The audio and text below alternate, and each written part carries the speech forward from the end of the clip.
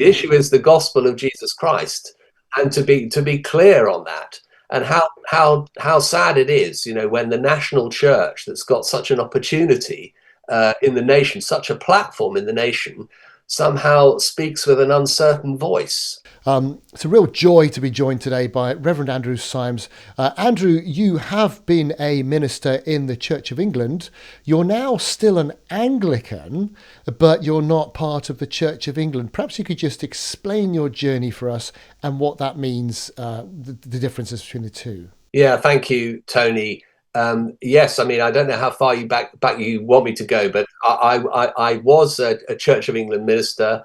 I was a minister in Northampton for a number of years, and then I ran a Christian website, which was trying to help people understand some of these issues that people are facing. And now I'm working with the Anglican network in Europe, which has evolved and over the years in picking up congregations which had wanted to remain Anglican but could no longer be in the Church of England. And we have connected the worldwide GAFCON movement with a new organization that we set up about 5 years ago, the Anglican Network in Europe, which enables congregations to be connected to that wonderful global movement of faithful Bible-believing Anglicans around the world with local churches in Britain and Ireland and the continent of Europe. Great. So Anglicanism is the denomination. Within that, you've got different organizations that represent different areas. And even within those different areas, you've got different organizations that disagree with each other. And that's going to be important for where we go with our conversation. But the Anglican network in Europe has got three different bits of it. What are those three bits? Yes, that's right. So we've got the Anglican Mission in England, which is a conservative evangelical denomination operating in England. We've got the Anglican Missionary Congregations, which is a predominantly Nigerian, but increasingly others are coming into that church as they planted churches. And we've also got the Anglican Convocation Europe, which is more Europe-wide. It's got congregations all over the British Isles and increasingly on the continent of Europe as well. And they have got a little bit more flexibility in some areas of worship and issues of women in ministry, things like that, charismatic gifts and so on. So there are slightly different flavors, but we are all absolutely united around the basis of faith, and particularly the GAFCON Jerusalem Declaration, which still is a sort of standard which we all adhere to, which puts the Bible at the center, at the foundation, but it also sort of expresses appreciation for our Anglican heritage. Not everyone will be familiar with that, but there are a lot of good things that we want to keep, which have really served the church well in our particular tradition. We want to keep that, and also, as I say, this wonderful relationship with the worldwide Anglican Communion. Yeah, and fundamentally, of course, for our purposes, the belief that marriage is a thing which describes what only one man and one woman can do. Yes, absolutely, and that is part of the Jerusalem Declaration. That is exclusive. That is explicitly there in the light of the attacks on marriage, not just from in secular society, but also within the church as well. And so it's very important that we have that explicit reference to what marriage really is. That brings us on to, because I'm one of those who would think, look, if we could sort out marriage in this country and restore back to that kind of, where it was expected, everyone tried to do it from a social point of view. At the moment, all we like sheep have gone astray, and largely most people in society just follow, Andrew. And when they see other people aren't marrying and there's no kids in the media, and nobody wants to do that anymore, we end up in the place we are. But if we could sort that out, the country, I believe, in so many other aspects would be largely better off. And nowhere is that seen more true than in the Anglican Church itself. So I wonder if we can drift into a conversation then about what's been recently happening. Our listeners and our viewers will be well aware of the Living in Love and Faith discussions in the Church of England. And of course, Church of England is part of the worldwide Anglican denomination and movement. Yep. So some people might not realise that, but there's a whole worldwide movement of Anglicanism. Church of England has been talking about living in love and faith, and has talking about expanding blessings of unions to same-sex couples, whether it happens in services or whether it happens in standalone services. And that's already been authorised. However, two things happened in the last couple of days, something global and something local with the bishops. Do you want to just summarise what's happened? Well, firstly, locally, in terms of the interminable, endless discussions on this, Living in Love and Faith was actually the second of the Church of England projects in trying to get the whole church to discuss the issue of marriage and sexuality, because there are so many different views, and essentially that divided really into two main views: the view of those who look at the authority of the Bible, on which the tradition of the church is based, that marriage is between one man and a woman, and sexual activity should be kept within that, and those who want a much more liberal approach. And so that's really what it is. And these discussions and the materials and all the rest of it, and the whole thing that's gone, has been with the aim of liberalizing the church's teaching on sex and marriage. And so, yes, as you say, the General Synod agreed to the blessing of same-sex couples, but only in regular services, not as standalone. And I think the reason for that is because a standalone service will then very quickly become will look exactly like a wedding service. It will have the confetti and people dressing up and so on, and it will be conducted in such a way that it looks like a wedding, whereas the Church of England has not approved yet, although I say yet because there are many in the church who do want the Church of England to approve same-sex marriage. That hasn't happened yet.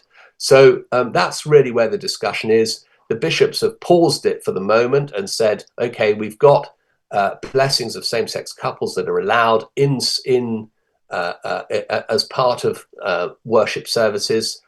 Some churches are using that. Some churches don't want that and object to it on theological grounds. They're not going to be forced to do it. But of course, behind the scenes, there is lots of pressure going on. There are lots of discussions going on. And also, for people who are in the Church of England, who hold to an orthodox Bible-based view of marriage, there are questions of conscience. Can we continue to be in the Church of England when it has this ambivalent view of marriage and sexuality?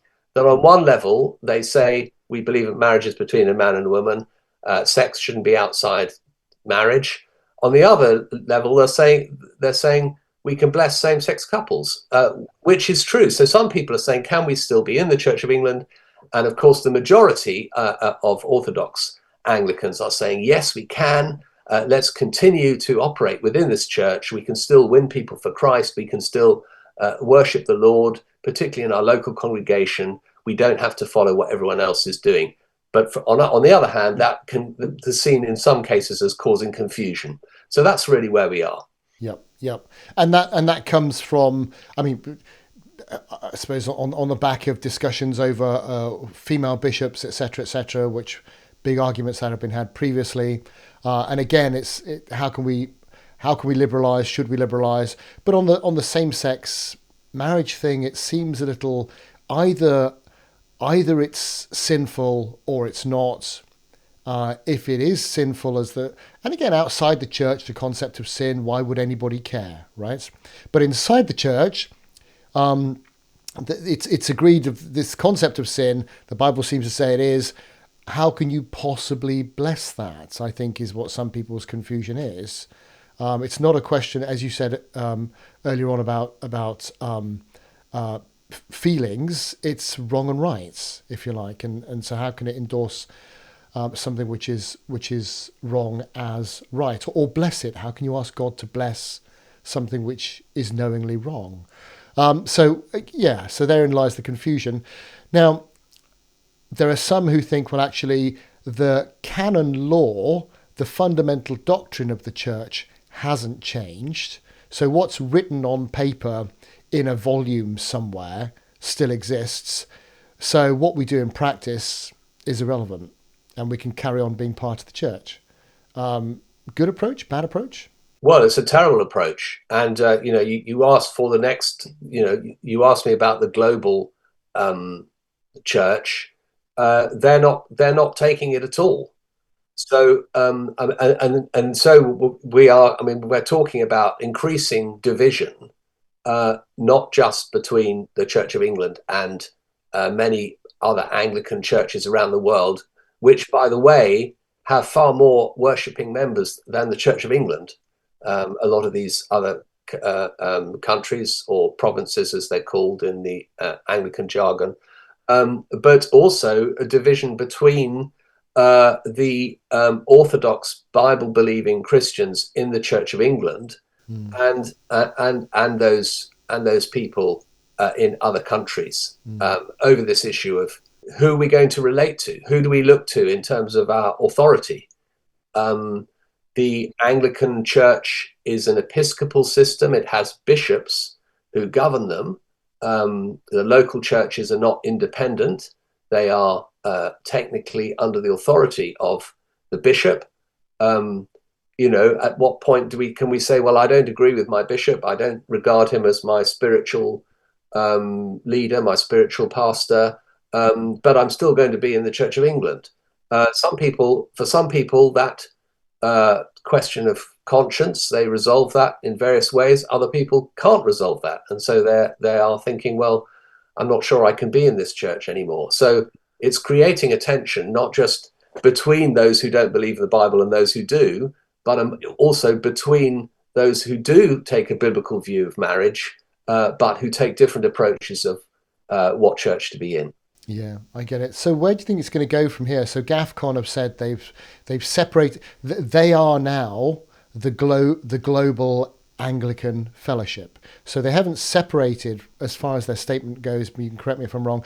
They haven't separated from the global Anglican Fellowship. They've said we are the global Anglican Fellowship, and we're separating from you guys who are doing all those sorts of crazy things. Yes. That's exactly right. And it's important to keep saying that. And the GAFCON have consistently said that. We're not leaving the Anglican Communion. We are the Anglican Communion, both in terms of, as I said, in terms of numbers, but also in terms of, they are the true Anglicans in terms of being true to the original doctrines of the Anglican Church. If you go back to the 39 Articles and the Prayer Book, I mean, many people watching this, even if they're not worshipping in Anglican churches now, will remember a lot of those familiar prayers from the Book of Common Prayer, which are all absolutely based on the Bible, and which absolutely take us back to the gospel of salvation, including the marriage service, of course. And that is Anglicanism, not the version of it which is being created by the leadership of the Church of England, who are really, they've got more than one eye on their friendship with the secular rulers of the country. They want to remain at that top table. They want to keep, in their mind, having influence, but of course the influence is going the other way as well.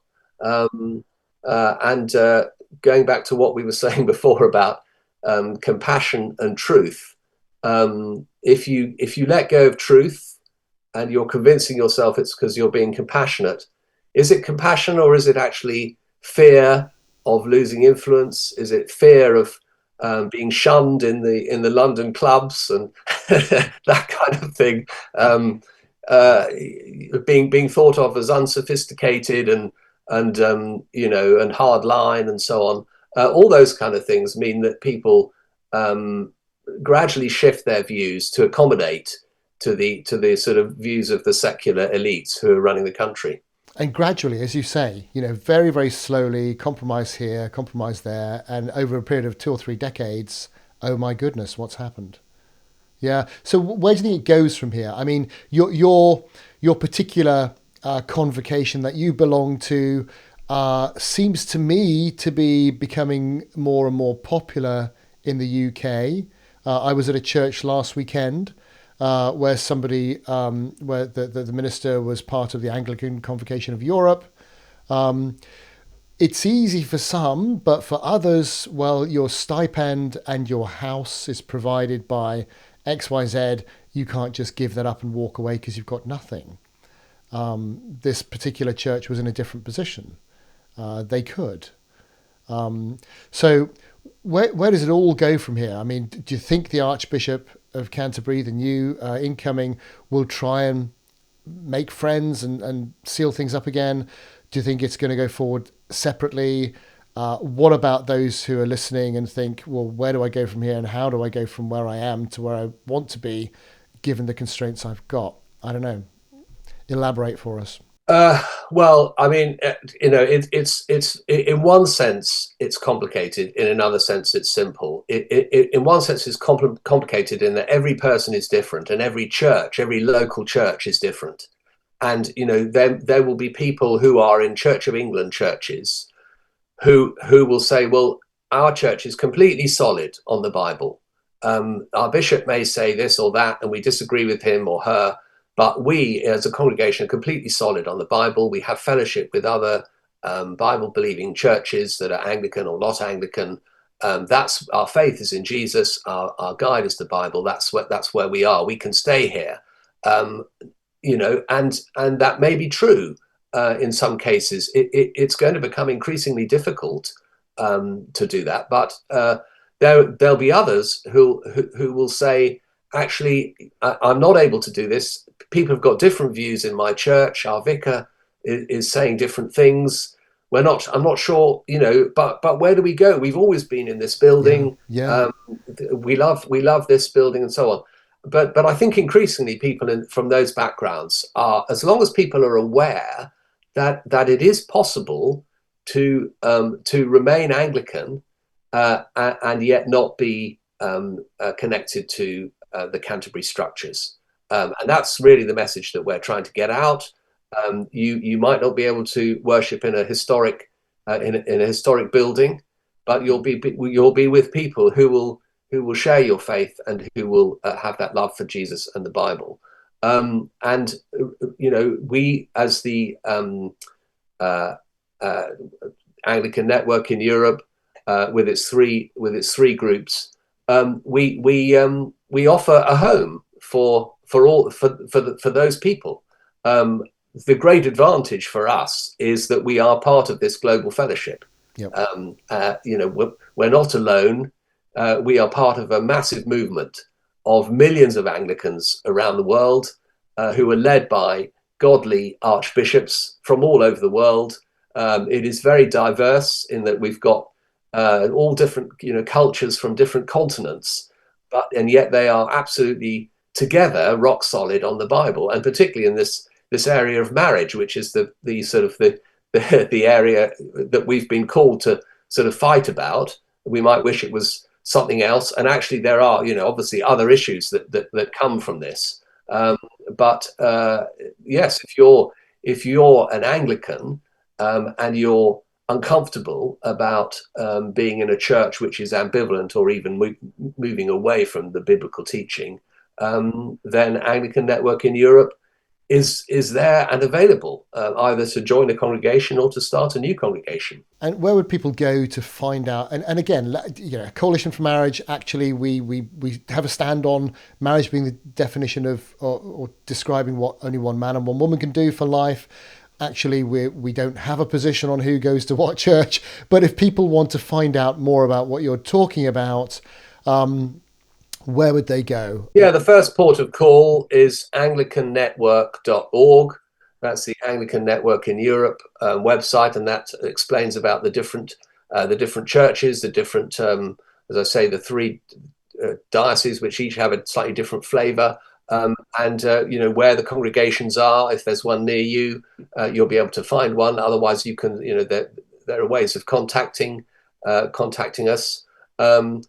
Definitely, we are, as I say, we're not, it's great to be on the Coalition for Marriage and to talk about this. This is a key issue for us, but it's not. This isn't the only issue. The issue what a distraction is, from preaching the gospel, right? The issue is the gospel of Jesus Christ. Yeah. And to be clear on that, and how sad it is, when the national church that's got such an opportunity in the nation, such a platform in the nation, somehow speaks with an uncertain voice, and it's almost as if they're saying, well, it doesn't matter what you believe as long as you're nice and kind to each other. Well, of course, we all want to be nice and kind to each other. There shouldn't be, the two shouldn't be mutually exclusive. Be kindness and, as I said, commitment to truth.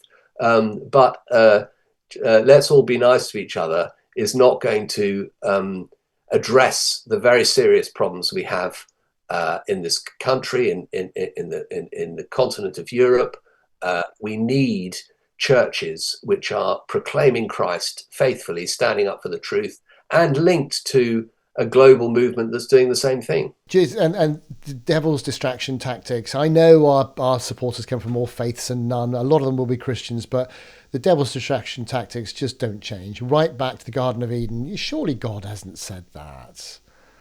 And just distracting you, and then all sorts of things break loose because of that, because you depart from what the clear, plain word of God says. Listen, Andrew Symes, it's a real joy to talk to you. Thank you very much. Come back again, and we'll make sure your website is up for people to see if they want to. Great.